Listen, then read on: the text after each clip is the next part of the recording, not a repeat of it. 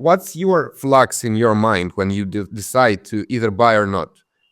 What's the main, like, maybe on the top of the surface, what's your red and green flags when you looking at the coin and you are deciding? Sure. So for this coin, for example, it's number one, the meta. The meta right now was Fartcoin did well, and I'm happy. I made 6 figures from that. I'm still in position now, it's a little bit, but the whole idea of Fartcoin and then Coin, Us and Fart sort of go together. And because a lot of people missed out on Fartcoin, it's like 1.4 billion right now. So a lot more people are like, oh, well, that's already too high for me. I cannot make 100x from Fartcoin anymore. But everybody who missed out on the Dogecoin pump decided to join the Shiba Inu, and they sort of made it a little bit. So the Coin was kind of like a derivative of Fartcoin, which could have worked also, but it just didn't. I'm a little bit scared to complete the line, Fartcoin and Coin, what's next? Oh, you have seen Butthole, it's there. And then you got... I've seen it once. I'm not sure I want to see it one more time. Right. Yeah. So there were several plays that use those kind of names to see if it's going to work. And I think it's just the meta and then the community behind it, and also the memeability. How can you really meme this?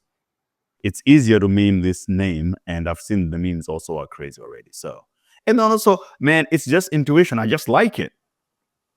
That's it. Don't you like ads? Yeah, I don't mind. I don't mind. Yeah, of course. It's have to be intuition at the end of it all, because you can't guarantee anything. So you basically just you have some indicators in your mind. It's not like you have some graphs or software somewhere which can show you exactly if it's gonna win. But you have some indicators in your life. For example, is it backed by someone or some team or whatever? Is it like going after is the coin is going after Fartcoin and stuff? And that's why I'm asking. So what else? Yeah. And of course, intuition is the main part. When you're clicking the button buy, it's the only thing what's in your mind is your intuition. So you're deciding. There are some technical things as well. So you can look at like these things that show here, right? Has the liquidity pool burned already? Is the token mintable or not?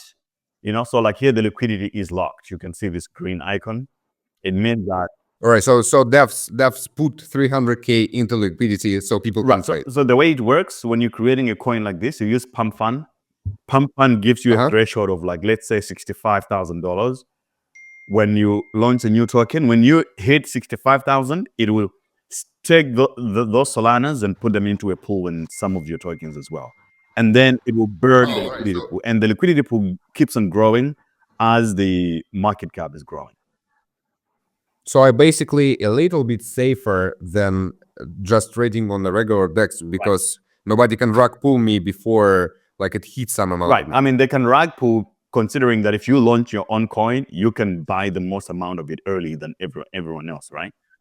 Yeah, right. But they can't rug pull me before it hits some amount. Well, they can, because even before the bond, the 65K, you can still trade it. You can still go in and out before the bonding. But that will be on Pump alone. It's not going on any DEXs just yet. And then, you look at the developer, who is the guy behind it, like Fartcoin. I think the dev, is the same guy who launched Fartcoin, the same contract address. That's why. But in your guys' world, the dev is not a guy who actually code. The dev is just the guy who. The dev is just the guy who launched. So the devs that write code are gone. Those days are completely gone. It's perfect. I don't like write code. I'm like using ChatGPT for everything and anything.